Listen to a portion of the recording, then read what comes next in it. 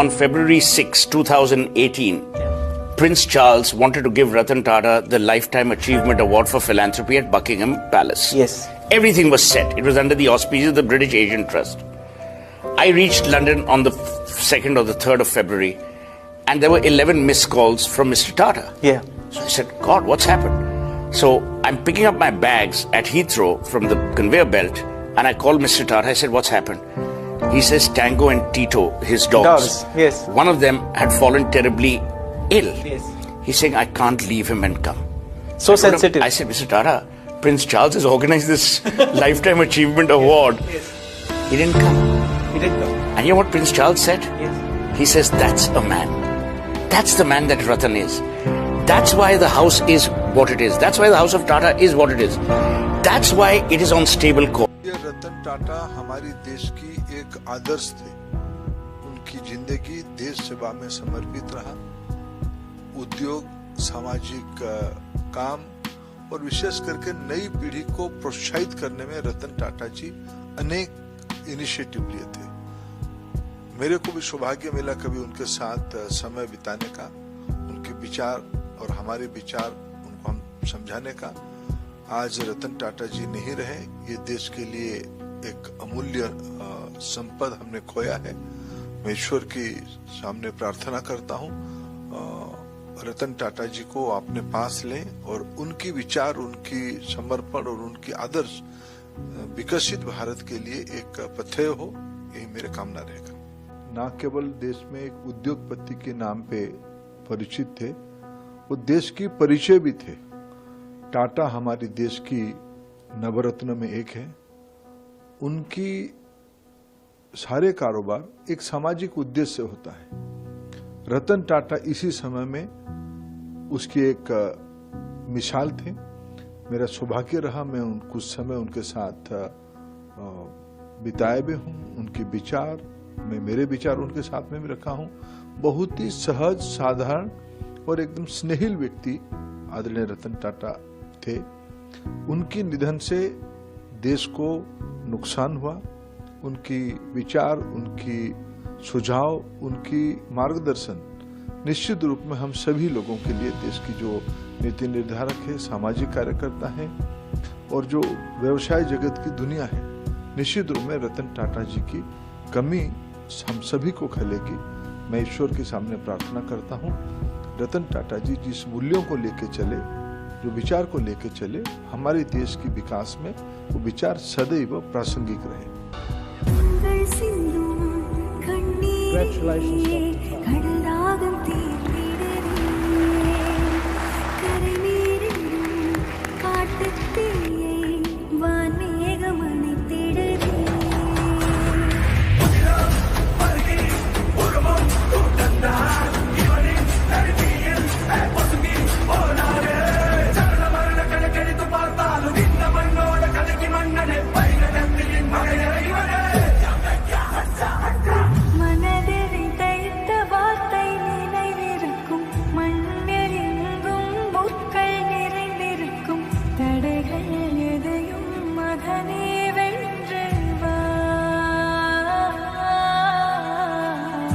Project. Ratan is a gentleman and scholar. Exactly right. All of those I agree with. Yes. प्रेरित करने वाले, ऊर्जा देने वाले श्रीमान रतन टाटा जी। The country today has lost a titan, a legend whose memory can never fade away. He will live on in our lives. His work will take the India story across the world for years and decades to come.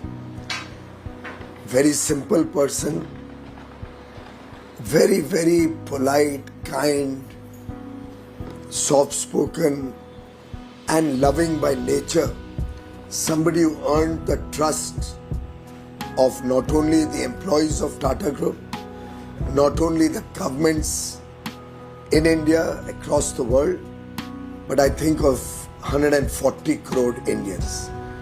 The trust that the Tata Group acquired under his leadership is profound.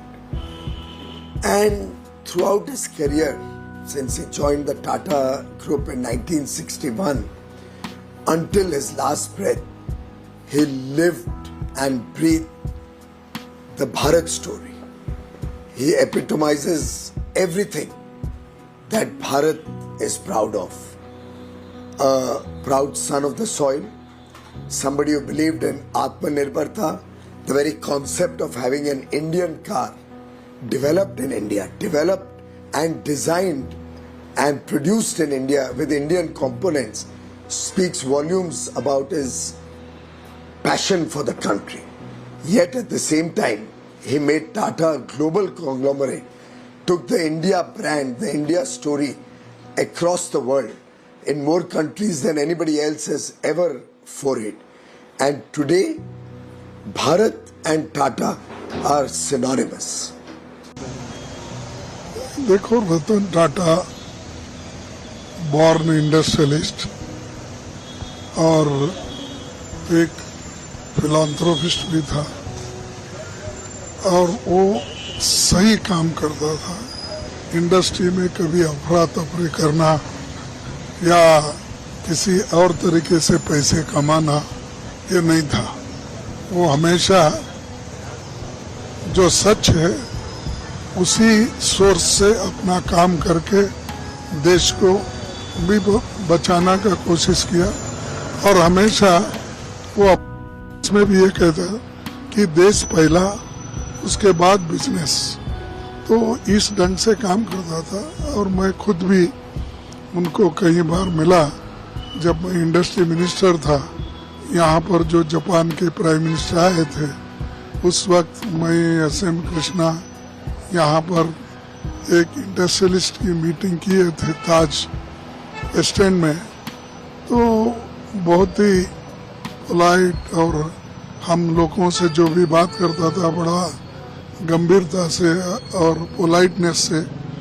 ऐसा आदमी इतना बड़ा industrialist और 100 countries में जिसके business है, ऐसे आदमी को मैंने बिजनेस मैन में कॉरपोरेट इसमें नहीं देखा। तो मैं अपने हृदय से उनको श्रद्धांजलि अर्पित करता हूँ।